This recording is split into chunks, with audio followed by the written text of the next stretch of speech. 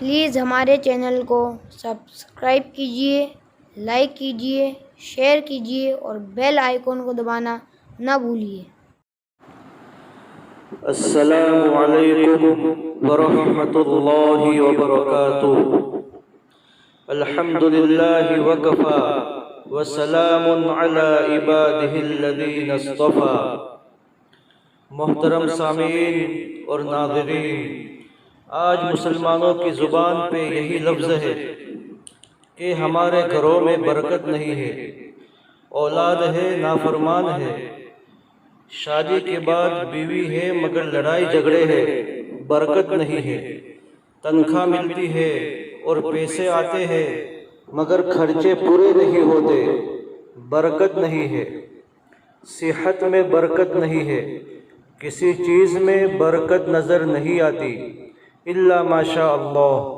لہذا میں اس کلپ میں آپ لوگوں کی خدمت میں حضور پاک صلی اللہ علیہ وسلم کے بتائے ہوئے دو آسان عمل پیش کرتا ہوں، جن پر عمل کرنے کی برکت سے اللہ پاک ہر چیز میں برکت عطا فرمائیں گے۔ حدیث پاک میں آتا ہے کہ ایک صاحب حضور پاک صلی اللہ علیہ وسلم کی خدمت میں حاضر ہوئے اور سوال کیا، احب ان یوسع علی فی الرزق۔ بہت اہم سوال کیا، اس لیے کہ بہت سارے لوگ اسی بات کو لے کر پریشان ہیں کہ رزق تھوڑا ہے، ضرورتیں پوری نہیں ہوتی اور ہمارے خرچے پورے نہیں ہوتے۔ گھر میں جتنے لوگ ہیں سب نوکری کرتے ہیں پھر بھی خرچے پورے نہیں ہوتے، کاروبار نہیں چلتا، دکان نہیں چلتی، تو رزق کی پریشانی آج عام ہے۔ تو سنیے، وہ صاحب پوچھ رہے ہیں، یا رسول اللہ صلی اللہ علیہ وسلم، احب ان یوسع علی فی الرزق۔ میں چاہتا ہوں کہ میرے اوپر اللہ میرا رزق وسیع کر دے، میرا رزق زیادہ کر دے۔ نبی اکرم صلی اللہ علیہ وسلم نے فرمایا، دم علی الطہارۃ یوسع علیک فی الرزق۔ تم ہر وقت باوضو رہا کرو، اللہ تمہارے رزق کو وسیع فرما دے گا۔ میرے بھائیوں اور میری بہنوں، ہمارے آقا جناب محمد مصطفیٰ احمد مجتبیٰ سرکار دو عالم صلی اللہ علیہ وسلم نے کتنا آسان عمل بتایا کہ ہمیشہ وضو کے ساتھ رہا کرو۔ یہ کتنا آسان عمل ہے، ہمیشہ وضو کے ساتھ رہنا کوئی مشکل بات نہیں ہے۔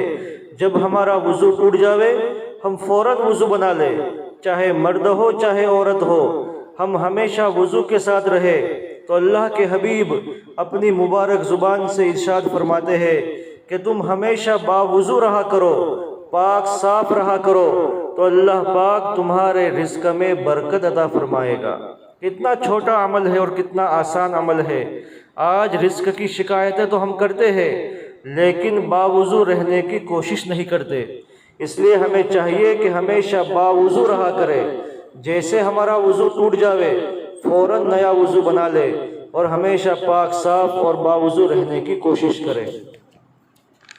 دوسرا عمل یہ ہے کہ سہل بن سعد رضی اللہ تعالیٰ عنہ فرماتے ہیں کہ ایک شخص آپ صلی اللہ علیہ وسلم کی خدمت میں حاضر ہوئے اور فقر و فاقہ اور رزق میں کمی کی شکایت کی۔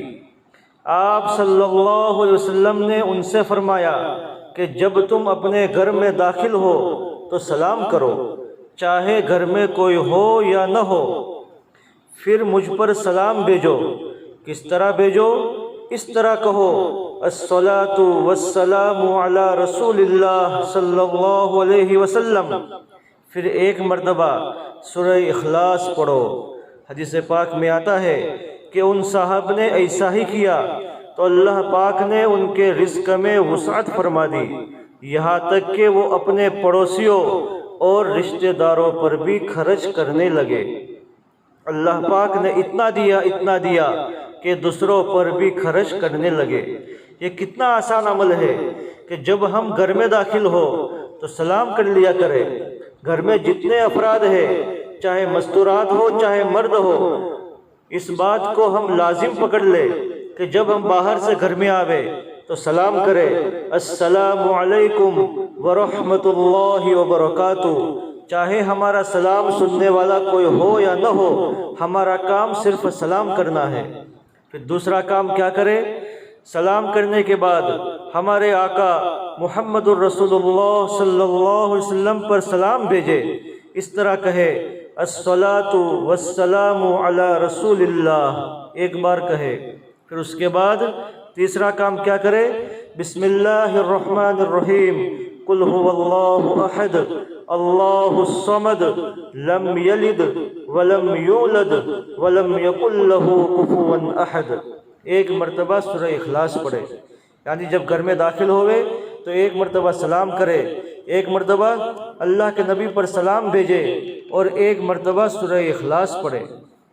میرے بھائیوں اور بہنوں، یہ عمل حدیث سے ثابت ہے۔ حضور پاک صلی اللہ علیہ وسلم کی مبارک زبان سے یہ عمل نکلا ہوا ہے، اور اللہ کے نبی کی مبارک زبان سے جو الفاظ نکلتے ہیں اس میں ایک تاثیر ہوتی ہے، اس میں ایک اثر ہوتا ہے۔ ہم اس پر عمل کریں، انشاءاللہ بہت فائدہ ملے گا۔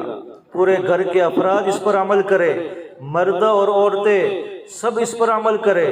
لیکن ایک بات کو یاد رکھیے گا کہ گناہوں سے بچنا یہ بہت ضروری ہے۔ گناہوں سے اگر آپ نہیں بچ رہے ہیں یا آپ کے گھروں میں کوئی گناہ ہو رہا ہے تو چاہے آپ دنیا بھر کے کتنے ہی وظیفے پڑھ لو، کتنے ہی عمل کرو، حالات نہیں بدل سکتے، برکت نہیں آ سکتی۔ اس لیے کہ دوسری حدیث میں یہ بھی آتا ہے، حضور پاک صلی اللہ علیہ وسلم نے ارشاد فرمایا